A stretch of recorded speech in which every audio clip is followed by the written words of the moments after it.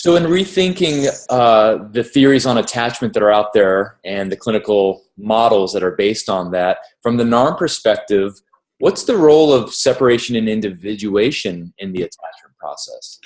Well, it's interesting, I think, for clinicians to realize, because some of this understanding has been lost, that before this explosion of very important understanding of attachment dynamics, there was a lot of focus in the psychodynamic world, in any case, around the whole process of separation-individuation. Margaret Muller and her book on the psychological birth of the human infant, for example. Very important work. And then, in a way, some of this very important work around separation-individuation has been lost now to us because of this such a strong focus on attachment dynamics.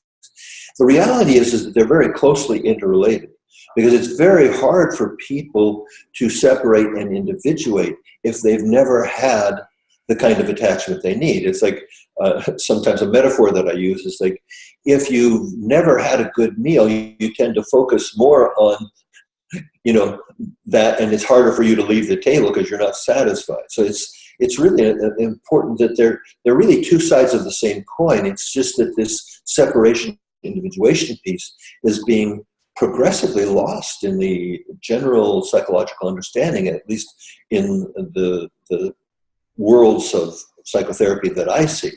So in NARM, we, in a sense, revive some of that and bring a different perspective to the separation individuation process.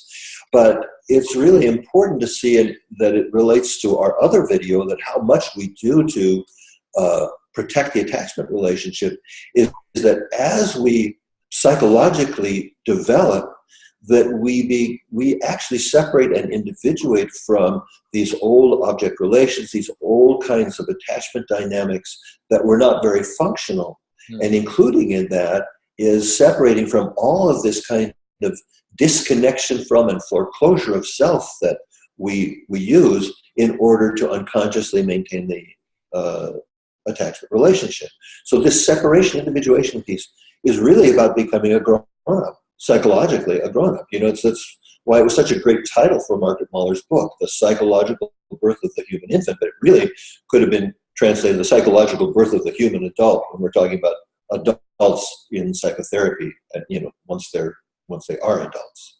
So basically what you're saying is that separation individuation actually supports healthy connection in relationships as we become adults.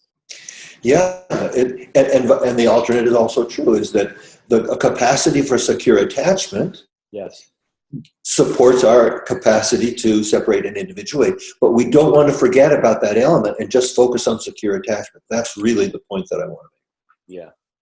Good. And in terms of how we might address this with clients clinically, any thoughts on how the NARM perspective is in supporting both sides of this coin? Well, again, it relates to our earlier video where we talked about this dynamic, is that people will see how much of their lives they foreclose, how much of their authentic self-expression they don't allow for fear of the loss of the attachment relationship. As they separate and individuate, they find their voice, they find their strength, they find their creativity and their self-expression. And that's all part of the separation individuation process. It's very different to feel like a grown-up adult in this world than it is when large parts of our consciousness are still caught in some kind of symbiotic kind of connection with our early caregivers or parents. So would you say that if you're still really kind of acting out of these child parts of ourselves, that it's the connections are more of a symbiotic nature and not really more of a healthy attachment, from a healthy attachment place? Yeah, to the degree that we've had to foreclose our authentic self, it creates a kind of symbiosis, because we are acting out what was acceptable to our parents at the time, or acting it in, or we could describe it in different ways. But yeah, and that means that there's not, the symbiosis means there's not real separation individuation, nor is there real attachment. And then reenacting that in our adult relationship, what we might call codependent and things like this.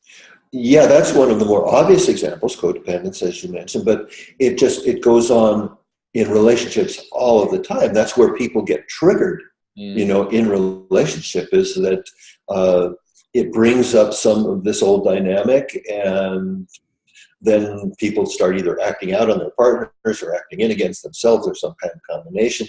And it really has a profound negative impact on our capacity for relationship. Mm-hmm. Good. Okay, well, thank you for helping us have this kind of wider view of the attachment dynamics and how they play out from NARM. Happy to, Brett. Thank you. Okay.